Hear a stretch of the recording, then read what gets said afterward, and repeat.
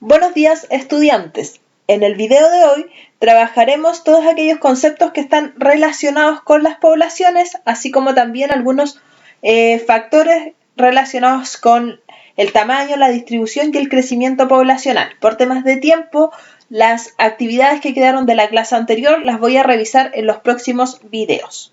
Partimos ahí con un mapa conceptual que resume, ¿cierto?, lo que hemos trabajado hasta ahora. Yo creo que el mapa está clarito, no necesita mayor explicación. La idea es que ustedes lo analicen. Algunos conceptos que ustedes tienen que manejar. Primero, población, que se refiere al conjunto de individuos, ojo chiquillos, de la misma especie. ¿Ya? Siempre que hablemos de población hablamos de organismos de la misma especie. A diferencia de comunidad, que es un conjunto de poblaciones, por lo tanto se reúnen organismos de diferentes especies que interactúan entre ellos. Otros conceptos a considerar son el hábitat, que corresponde al lugar físico que ocupa la especie en una comunidad, y al nicho ecológico, que corresponde al rol, el papel o la función de la especie en una comunidad. Por ejemplo, si la especie corresponde a los consumidores primarios o si corresponde a una especie dominante, ¿ya? Ese es el rol o el papel de la especie en una comunidad. ¿Cuáles son las propiedades de las poblaciones? La densidad, que corresponde al número de individuos en un área o en un volumen determinado, ¿ya? Ahora, la densidad poblacional se va a ver afectada como producto de la natalidad, la mortalidad o las migraciones. Vamos a ver un ejemplo. HA significa hectáreas. 20 leones en 50 hectáreas y tenemos 40 cebras en 30 hectáreas. Entonces, ¿cuál de las dos poblaciones presenta mayor densidad? ¿Qué es lo que tenemos que hacer? Dividir 20 dividido 50 y 40 dividido 30. Y con eso nosotros obtenemos la densidad de ambas poblaciones y determinamos que la cebra constituye una población con mayor densidad porque tiene un mayor número de individuos en un área menor. Veamos ahora los factores que influyen en la densidad poblacional. La tasa de natalidad se refiere a los nacimientos, a cuántos individuos nacen por cada 1000 individuos en la población, ¿ya? ¿Cuántos nacimientos hay por cada 1000 individuos en una población? Por lo tanto, la natalidad aumenta la densidad. La mortalidad, por el contrario, corresponde a la probabilidad de morir o al porcentaje de individuos que mueren en una población y, por ende, disminuye la densidad. Las migraciones son el movimiento de individuos dentro de una población y de acuerdo a eso tenemos las inmigraciones, que lo que hacen es que ingresan individuos a una población, por lo tanto las inmigraciones aumentan la densidad poblacional. Y la emigración corresponde a los individuos que salen de la población, por lo tanto corresponde a un factor que disminuye la densidad poblacional. La estructura etaria son la proporción de edades que hay en un tiempo determinado. Por ejemplo, ahí nosotros podemos ver en el gráfico los varones y las mujeres. Y ahí vemos las clases etarias o las clases de edades. Entonces, cuando hablamos de estructura etaria, nos referimos, por ejemplo, a cuántos varones hay entre 0 y 4 años. ¿Cuántas mujeres hay entre 5 y 9 años? ¿Ya? Eso se refiere con la proporción de cada una de las clases de edad, ¿ya? Y de acuerdo a eso nosotros podemos observar 3 pirámides, ¿ya? 3 tipos de pirámides, según la estructura etaria en las poblaciones. En la base tenemos los organismos en etapa prerreproductiva o en edad prerreproductiva de 0 a 14 años, al medio en la etapa reproductiva de 15 a 45 años y la etapa postreproductiva de 46 a 100 años. Entonces, diferenciemos cada una de las pirámides. En expansión se refiere a que hay muchos individuos en la etapa prerreproductiva y luego comienzan a disminuir, ¿cierto? Siendo los individuos adultos, es decir, en la etapa postreproductiva, los que se encuentran en menor cantidad. En la pirámide de tipo estable, como el nombre lo dice, se mantiene estable, es uniforme, disminuyendo de manera muy poco considerable en la última etapa, en la etapa postreproductiva. Mientras tanto que en la pirámide en contracción, hay un bajo número de individuos en la etapa prerreproductiva. En etapa reproductiva es donde se encuentra el mayor número de individuos y luego disminuye también en los organismos adultos. ¿Ya? Entonces, ojo chiquillos con los tipos de pirámides, según las edades. El crecimiento poblacional corresponde al cambio, a la variación en el número de individuos que va a presentar una población a través del tiempo. Ojo que el crecimiento poblacional depende de la densidad poblacional, ya vamos a ver por qué. Podemos ver ahí un gráfico que representa el crecimiento de la población mundial con una aproximación hasta el 2050. Cuando hablamos de la tasa de crecimiento poblacional, nos referimos a cuántos individuos nuevos se suman o se adicionan a una población en un tiempo determinado. ¿Ya? Eso es la tasa de crecimiento poblacional. El potencial biótico corresponde a una capacidad natural que tienen algunos individuos de aumentar. ¿Por qué? Porque tienen un nivel reproductivo muy alto, una tasa de reproducción muy alta. Por ejemplo, los roedores. Los roedores se reproducen muchas veces, ¿cierto? Y en cada una de sus camadas contienen un gran número de descendientes. Por lo tanto, se dice que los roedores presentan un alto potencial biótico. Lo contrario a esto es la resistencia ambiental, ya que son todas aquellas condiciones naturales o ambientales que permiten inhibir o regular el crecimiento de una población, ¿ya? ¿Por qué ocurre esto? Porque nosotros tenemos que tener clarito que en la población los recursos son limitados. Hablamos de recursos, por ejemplo, el agua, el alimento, la pareja reproductiva, el hábitat, etc. ¿Ya? Todos esos son recursos que necesita un individuo para poder sobrevivir, y esos recursos en la naturaleza son limitados. Entonces, si una población aumenta demasiado, ¿cierto? Aumenta en gran cantidad el número de individuos, esos recursos se van a agotar en algún minuto. Entonces, para que eso no ocurra, actúa la resistencia ambiental, ¿ya? Que regula el crecimiento de una población, y dentro de eso actúan factores como por ejemplo la competencia, actúan los recursos que ya les decía que eran limitados, y la depredación.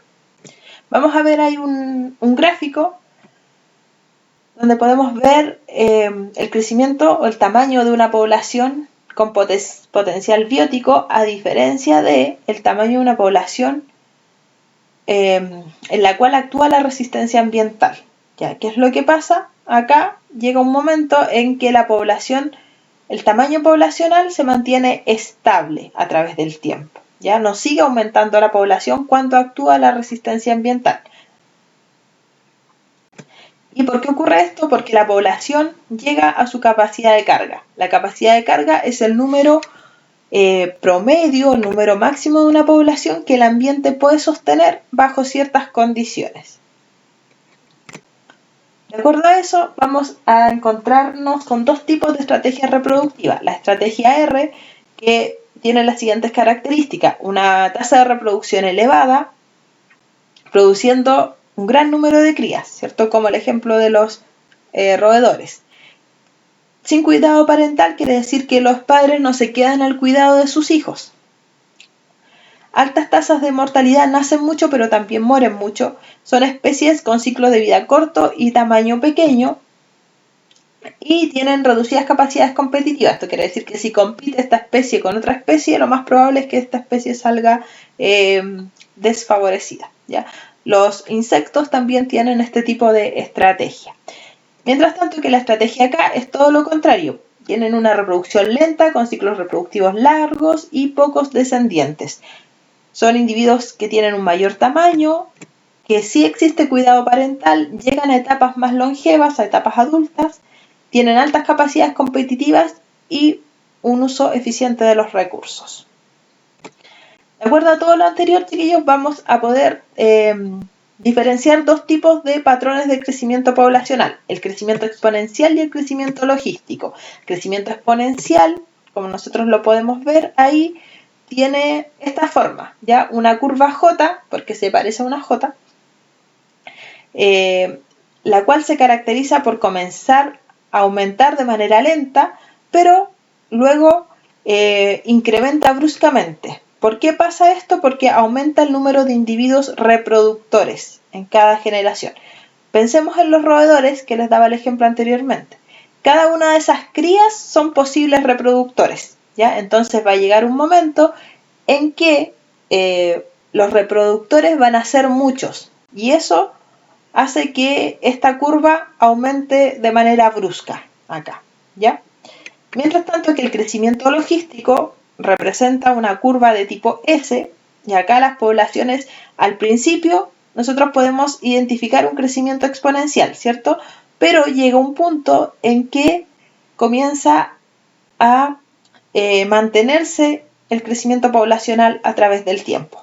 ¿Por qué? Porque acá llega a la capacidad de carga, ¿ya? ¿Qué es lo que ustedes tienen que tener clarito acá? Saber distinguir, de acuerdo al tipo de curva que representa, cuál es el tipo de crecimiento, ¿ya? Recuerden, curva J, crecimiento exponencial, curva S, crecimiento logístico. Veamos ahí un ejemplo, una población de ovejas que consume un recurso que corresponde al pasto. Comienza acá con un bajo número de individuos en la población que luego comienza a aumentar. Aumenta hasta que llega a la capacidad de carga y se mantiene en el tiempo constante. ¿Qué pasa con los recursos, chiquillos? Los recursos comienzan en un gran número y luego comienza a disminuir, ¿ya? ¿Cuándo disminuyen los recursos? Cuando aumenta la población, ¿ya? Aumentan los individuos en la población, es decir, hay más ovejas, por lo tanto consumen más pasto y el pasto comienza a disminuir hasta que el recurso también llega a su capacidad de carga, ¿ya? Entonces ahí nosotros podemos observar qué es lo que sucede con la resistencia ambiental y la capacidad de carga, ¿ya? Esto es lo normal, esto es lo que suele ocurrir con mayor frecuencia en la naturaleza, producto de que los recursos son limitados.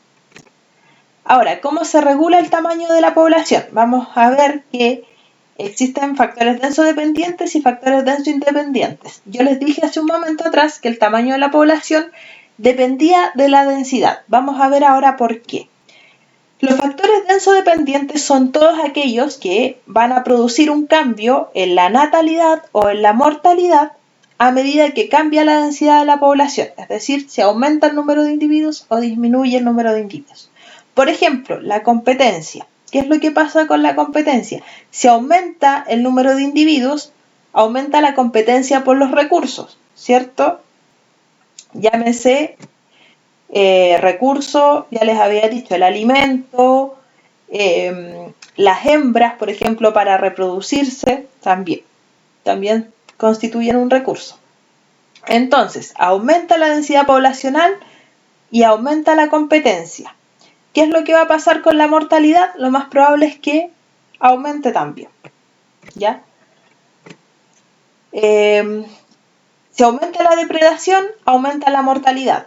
Entonces, está cambiando, se está regulando el tamaño de la población dependiendo de la densidad.